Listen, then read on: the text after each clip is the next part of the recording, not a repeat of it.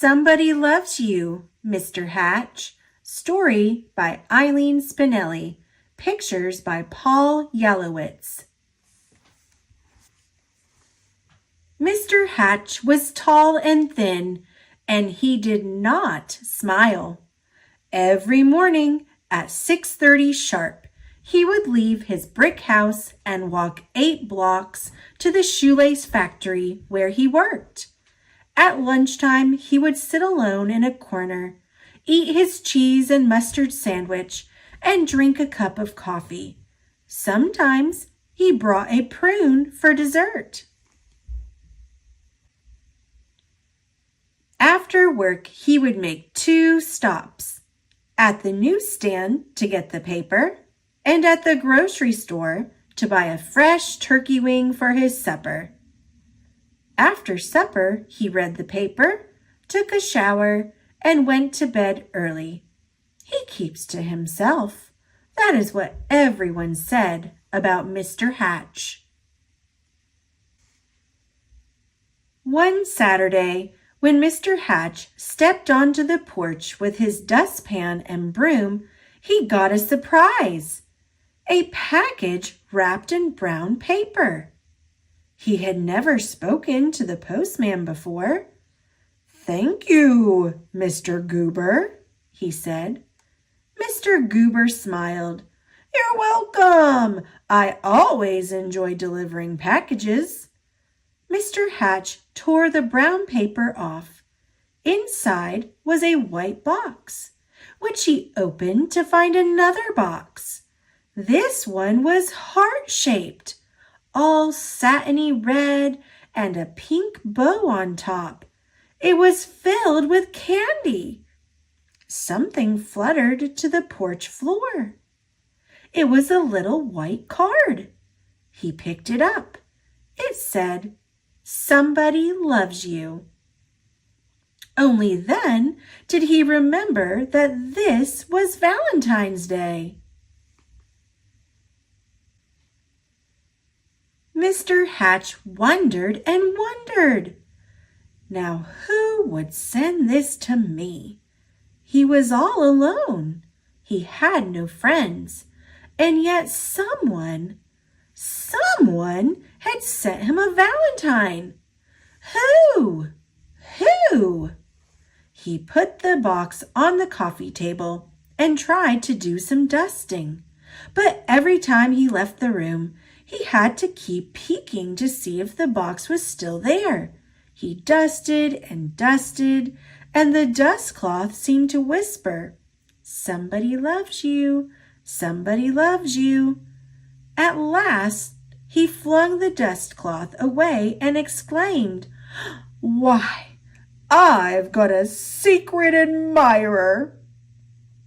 And then he did something he had never done before. He laughed. He laughed and danced and clapped his hands. And then he took a piece of candy from the box and ate it. Mr. Hatch changed his shirt and found some old aftershave in the bottom drawer.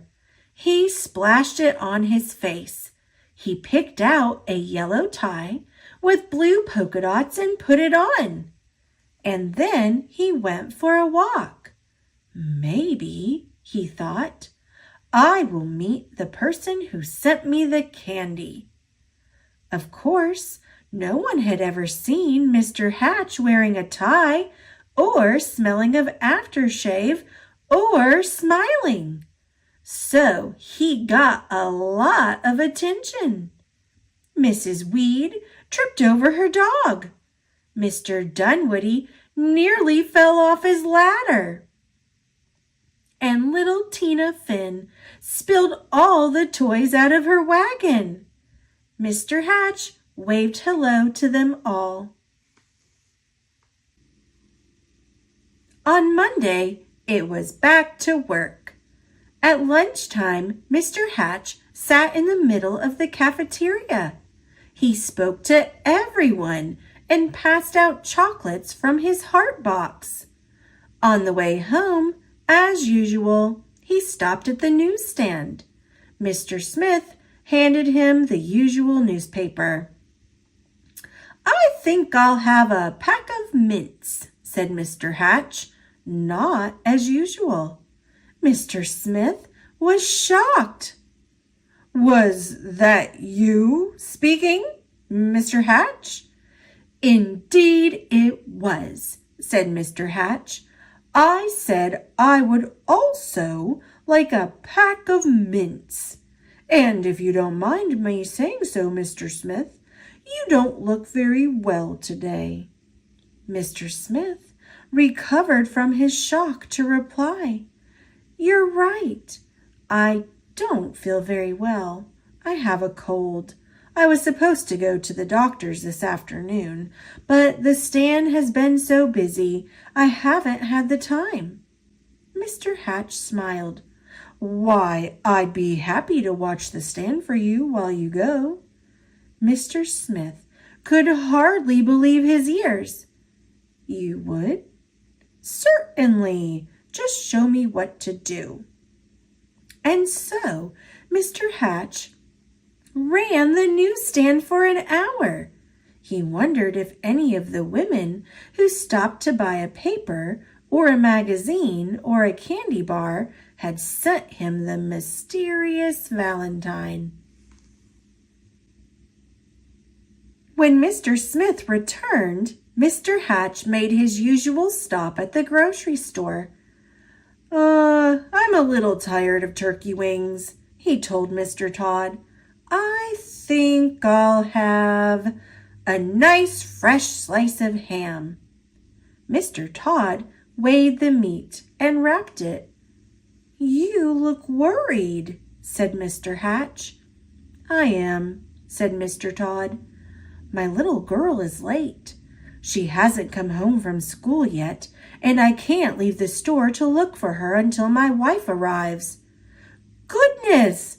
Why didn't you say so?" said Mr. Hatch. "I will go look for her." And so he walked to school and found little Melanie Todd by the swings and brought her home. Thank you," said the grocer. "Any time," said Mr. Hatch.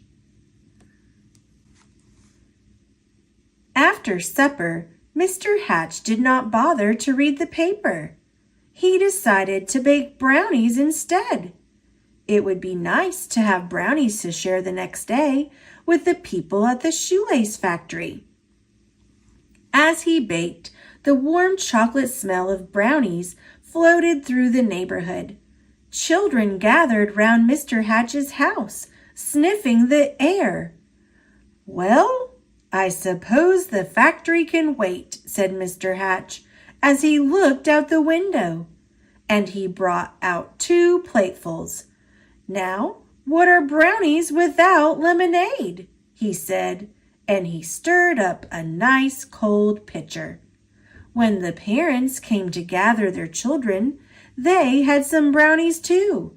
It turned out to be a picnic in Mr. Hatch's backyard. He dusted off an old harmonica and played songs he remembered from his boyhood. Everyone danced. And so the days and weeks went by. When Mr. Hatch wasn't smiling, he was laughing. And when he wasn't laughing, he was helping someone. And when he wasn't helping someone, he was having a party in his yard or on his porch. He seemed to have forgotten about finding the person who sent him the valentine. Then, one afternoon, Mr. Goober, the postman, came to his door. His face was very serious. "Come in, Mr. Goober," said Mr. Hatch. "You look upset." "I am upset," he said. "I made a mistake some time ago. My supervisor is very angry with me. Do you... Yes, Mr. Goober, what is it? Do you recall the package I delivered to you on Valentine's Day, I think it was? Yes, I believe so, replied Mr. Hatch, beginning to feel a little uneasy. I don't suppose you still have it, said Mr. Goober sadly. As a matter of fact, said Mr. Hatch, I still have the box. The candy is gone, though. Why do you ask? The postman took a deep breath. I'm afraid I delivered it to the wrong address. It was supposed to go to another house. Mr. Hatch recalled tearing off the brown paper. It had never occurred to him to look at the address. He fetched the heart-shaped box and the pink bow and gave them to the postman. I do hope your supervisor won't be too angry with you now. The postman was heading down the sidewalk when Mr. Hatch called from his porch. Mr. Goober, I forgot something. He gave the postman the little white card. Somebody loves you. Alone in his living room, Mr. Hatch sighed. Nobody loved me after all. Then he read the paper, took his shower, and went to bed early. The next morning, at 6:30 sharp, Mr. Hatch left his brick house and walked 8 blocks to the shoelace factory. At lunchtime, he sat in the corner by himself, ate his cheese and mustard sandwich, and drank a cup of coffee. After work, he stopped at the newsstand for his paper, but he did not speak to Mr. Smith. And when he ordered his turkey wing from Mr. Todd, he did not smile, nor did he pat little Melanie Todd on the head, or bake brownies, or have picnics or parties, or play his old harmonica any more. Everyone whispered, "What is wrong with Mr. Hatch?" Mr. Goober, the postman, told them, "We love Mr. Hatch," insisted Mr. and Mrs. Dunwoody. "He gave us flowers for our garden. He helped to mend our back fence." Mrs. Weed nodded. "I love him too. He saved his bones for my dog Ruffy." Ruffy barked. She loved Mr. Hatch too. Mr. Smith told everyone how Mr. Hatch had watched his newsstand so he could visit the doctor. And Mr. Todd told everyone how Mr. Hatch had found his little girl. All the children in the neighborhood remembered Mr. Hatch's wonderful brownies and lemonade, and most of all, his laughter. "Poor Mr. Hatch," they said. "What can we do?" Then Mr. Goober announced, "I have an idea." On Saturday morning, Mr. Hatch woke to a bright and sunny day. He put on his old overalls and went out to the porch with his dustpan and broom. He couldn't believe his eyes. All over the porch were red and white hearts and pink bows. There were boxes of candy on the chairs and yellow streamers flowing from the ceiling. And sticking up out of his mailbox was a shining silver harmonica. The front yard was filled with people, happy, smiling people. They were holding up a huge sign with hand-painted letters. It said, "Everybody loves Mr. Hatch." Mr. Hatch dabbed at a tear with his handkerchief. "I do believe," he sniffed, "somebody loves me after all." And then he smiled. And then he laughed. And then he hurried down to be with his friends.